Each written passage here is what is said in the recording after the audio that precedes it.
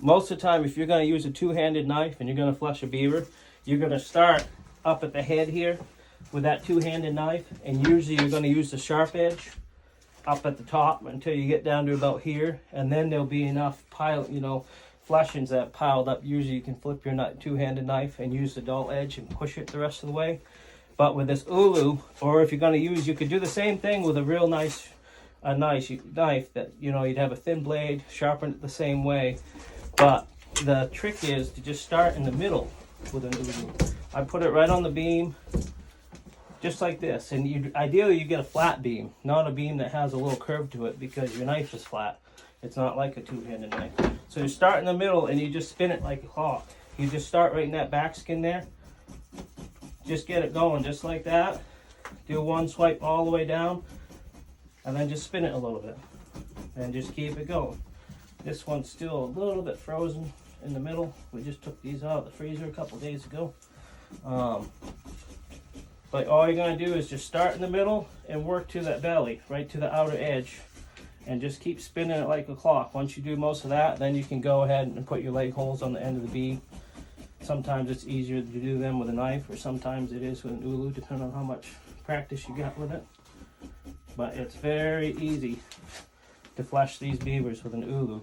The trick is to get one that fits your hands and keep it very sharp and only have one edge on it. If it has two edges, regrind it when you get it, and then keep that one edge sharp. Now I'm down to that leg hole.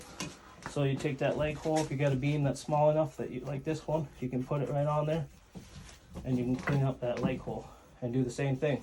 Put it on there and spin it like a clock, and just work right around. It won't take you any time at all. This is a pretty big beaver here, blanket beaver, and I'll have this one flushed in about 10 or 15 minutes. You'll see that I use an ulu to do pretty much all my flushing. The only time I used a two-handed knife would be on like raccoon or black bear, but beaver, otter, deer hides, deer capes, caribou, brown bear, all that stuff, I've always used an ulu. I learned in Alaska, and it's 10 times faster and a lot easier than using the two-handed knives. The trick is you want to get an ulu that fits your hand good. And most of the ulus that you find are Alaska ulu companies, and there's these little square holes, and you can only get 1 or 2 fingers in there, and they're really junk for flushing. They're good for using in the kitchen, but that's about it. But this one here is a Henry Dishon & Sons. They're made in Philadelphia, and I don't believe they make them anymore. I usually find them on eBay or some Etsy, and they're usually about 30 bucks or 40 bucks. But the trick is, when you first get these ulus, these old ulus, they fit your hand really good. They're comfortable. The blade is really thin, but usually they have 2 edges on the blade. And for doing this stuff, you only want 1 edge. So what I'll do is I get a work sharp like this, and I'll put the real rough, like the 80 grit belt on at the start, and I'll grind that down till I get rid of the back blade. I'll just keep grinding that top blade until it's worn right through it. Now I've just got 1 edge on it basically. And then once I get it to that stage, the trick is just to keep it really sharp. So I used a finer belt, like a 220 belt, to always sharpen it. In between, lots of times in between every beaver, I might hit it up 2 or 3 times to finish 1 beaver pelt. Just keep it really sharp.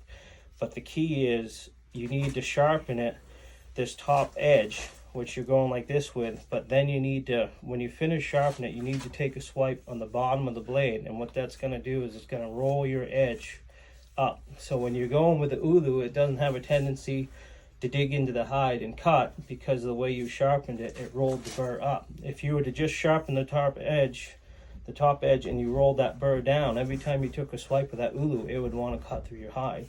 So I use this work sharp. It works really good on a 25-degree angle. I'll hold it with the top edge on the right side here, kind of facing towards me, and I'm just going to run that through 3 times. Just place it square right against the edge. Now that just sharpened this top edge. But if you feel with your fingers, you're going to feel a little burr on the bottom. So you need to take that burr off. So you do 3 swipes on that top edge, flip it around, do 1 last swipe. Just like that on that bottom edge. And all that's doing is not creating an edge down there. It's just rolling that burr up. And that's the key. Really sharp ulu, as sharp as you can get it. Thin blade, roll the edge, and it's way easier flushing than two-handed knives. Most trappers will take and they'll flesh their beavers, and then they'll stretch them on a board and nail them out, usually in an oval or a circle pattern. And that's typically what we do, but since we're not selling these beavers to a fur buyer, it doesn't matter how you put them up. And the best way, the easiest way to deal with them in the spring when the weather starts getting warm, especially when you're shipping them to tanneries, is just to salt them. So instead of boarding them like most trappers do, we decided to salt them all this year. So it takes a little while to get them dried out. You gotta have a place to hang them. A lot of people will salt them and leave them sitting like this with salt on them, and I prefer to salt them and let them hang overnight, and then all your blood and stuff is going to suck it out of that hide, and you just have a bucket below it or something for it to drain in. And usually you'll want to salt it a couple times before you roll it up to ship it, but you want to let it get fairly dry. And you can use you can go to your local feed store. This is just for Tractor Supply, mix and fine salt. It's $8 a bag, 50-pound bag, and that's going to do, oh, that's probably going to do over 25 beavers for you. It's a pretty inexpensive way to do it. And the end results at the tannery will always be better if you take the time to salt them. Really the only reason why we stretch and dry pelts is so that a fur buyer can inspect it. But since nobody has to inspect it, the easiest way is just to salt it, and you get a better product in the end.